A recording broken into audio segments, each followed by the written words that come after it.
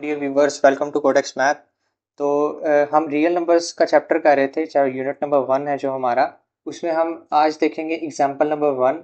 ये हमारी example number 1 है यूनिट नंबर 1 की, जिसके अंदर वो क्या बात कर रहे हैं। ये हम आप ये बात भी याद रखिएगा कि हम न्यू बुक को फॉलो कर रहे हैं। अब पुरानी बुक चली गई है 2025 के अंदर, न्यू बुक को फॉलो कर रहे हैं हम। तो इसमें जो एग्जाम्पल नंबर 1 है उसमें वो कह रहा है identify the following decimal numbers as rational और इरेशनल नंबर। अगर आप लोगों ने पुरानी वीडियो नहीं देखी तो उसके अंदर मैंने रैशनल इरेशनल के बारे में एक्सप्लेन किया है, उसको आप देख सकते हैं। नहीं तो मैं इस वीडियो में दोबारा से एक दफ़ा एक्सप्लेन कर देता हूँ। तो आप देख सकते हैं यहाँ पर प्रॉपर्टीज़ हैं रैशनल नंबर और irrational number. Can be written in the form of p over q, मतलब हम इसे डेसिमल की फॉर्म में लिख सकते हैं, मतलब पी ओवर क्यू की फॉर्म में लिख सकते हैं।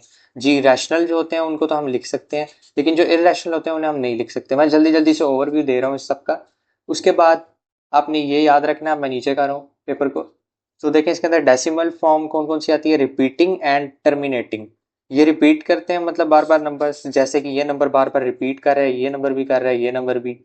ये रिपीट कर रहे होते हैं। और टर्मिनेटिंग, तो देखें ये पॉइंट पर टर्मिनेट हो गए हैं। इसके बाद वैल्यू हमारी अप टू सो ऑन जा रही इसकी तरह। तो इसीलिए ये हमारे पास रैशनल नंबर्स होते हैं। ठीक है, ये हमारे पास रैशनल नंबर हो गए।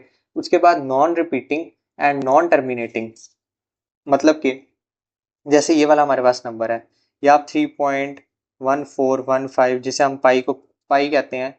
तो ये अप टू सोन चलता चला जाता है। तो देखें यहाँ पर रेपिटेशन नहीं हो रही, मतलब कि नॉन रिपीटिंग है। देखें रिपीट नहीं हो रहा कोई नंबर।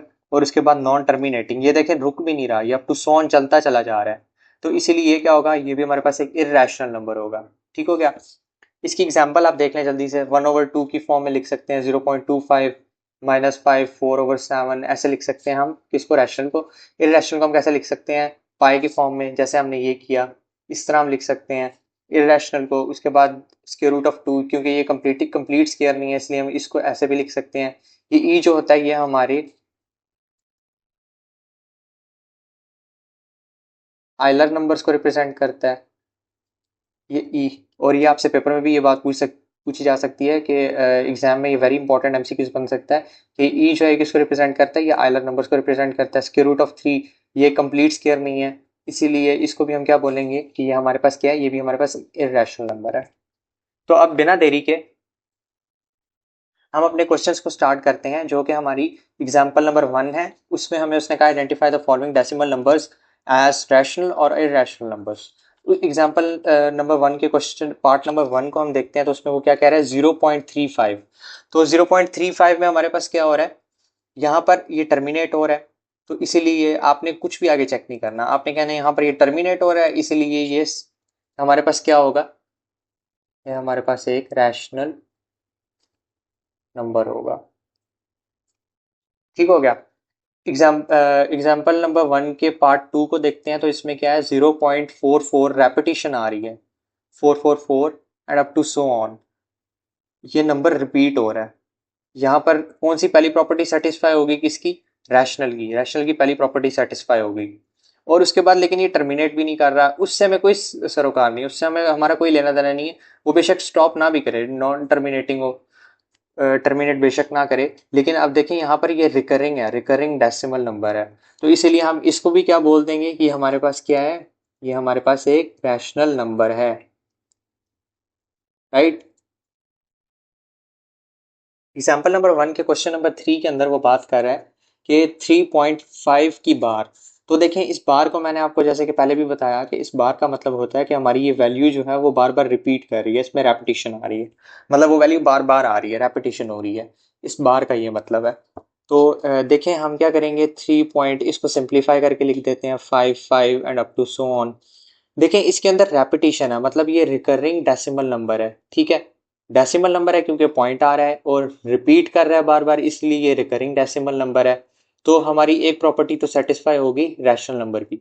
और उसके बाद ये नॉन टर्मिनेटिंग है, टर्मिनेट भी नहीं कर रहा, तो ये बात तो गलत होगी। लेकिन इससे हमें कोई लेना देना नहीं होता, हमने पहले देख लेना होता है कि रिकरिंग डेसिमल नंबर सिस्टम है। तो हम साथ ही इसको बात कर देते हैं कि ये एक रैशनल नंबर है। इसके बाद चलते हैं नेक्स्ट पर। क्वेश्चन नंबर एग्जाम्पल नंबर 1 के अंदर क्वेश्चन नंबर 4 जो है इसमें ये बोलता है 3.36788542 and up to so on. तो देखें इसके अंदर हमारे पास कोई भी वैल्यू रिपीट नहीं हो रही, ये नॉन रिकरिंग डेसिमल नंबर है, मतलब कि ये हमारे पास नॉन रिपीटिंग है, रिपीट नहीं हो रही वैल्यू, और ये नॉन टर्मिनेटिंग है, ये अप टू सो ऑन चलता चला जा रहा है, ये इनफाइनाइट है। पहले वाले हमारे पास फाइनाइट थे, ये फाइनाइट है, ये इनफाइनाइट है। तो इसीलिए हम इसको क्या कह देंगे, ये हमारे पास ये वाला जो नंबर है ये हमारे पास इरेशनल नंबर है। आपकी बेटर अंडरस्टैंडिंग के लिए मैं एग्जांपल भी साथ साथ करवा रहा हूँ ताकि आपको पेपर पॉइंट ऑफ व्यू से कोई प्रॉब्लम ना फेस करनी पड़े। इसके बाद आप चेक करें नंबर 5 पार्ट। इस 5 पार्ट में कहता है 1.70997594 and up to so on. देखिए पहली प्रॉपर्टी सेटिस्फाई होगी, मतलब सेम इसी जैसा है ये, मतलब रेपिटेशन नहीं आ रही, ये नॉन रिपीटिंग है, रिपीट नहीं हो रहा, कोई भी बार बार चेंज हो रहा है हर पॉइंट पे। अगर ये 99 दोबारा आ जाता ना, मतलब 99 इस तरह करके, या 707070 ऐसे होता, तो ये हमारे पास रैशनल बन सकता था। लेकिन अब देखें क्योंकि हमारे पास ये नॉन रिपीटिंग है, बार बार कोई वैल्यू रिपीट नहीं हो रही, और इसके बाद यहाँ पर देखें ये नॉन टर्मिनेटिंग भी है, बाय द वे ये नॉन टर्मिनेटिंग भी है, मतलब ये इनफाइनाइट जाएगा। तो इसीलिए हम बगैर कोई चीज़ देखे हमने ये दो प्रॉपर्टी सेटिस्फाई की और हमने कह दिया कि हमारे पास क्या है, ये हमारे पास एक इरेशनल नंबर है। आई होप आपको एग्जांपल भी इसकी सारी क्लियर हो चुकी होंगी। अब हमने यूनिट नंबर 1 की एक्सरसाइज 1.1 का क्वेश्चन 1 किया है और एग्जांपल नंबर 1 को हमने देखा है। नेक्स्ट लेक्चर में इंशाल्लाह ताला हम क्वेश्चन नंबर 2 को सॉल्व करेंगे, न्यू बुक जो है 9th क्लास की मैथमेटिक्स की। Thank you so much guys.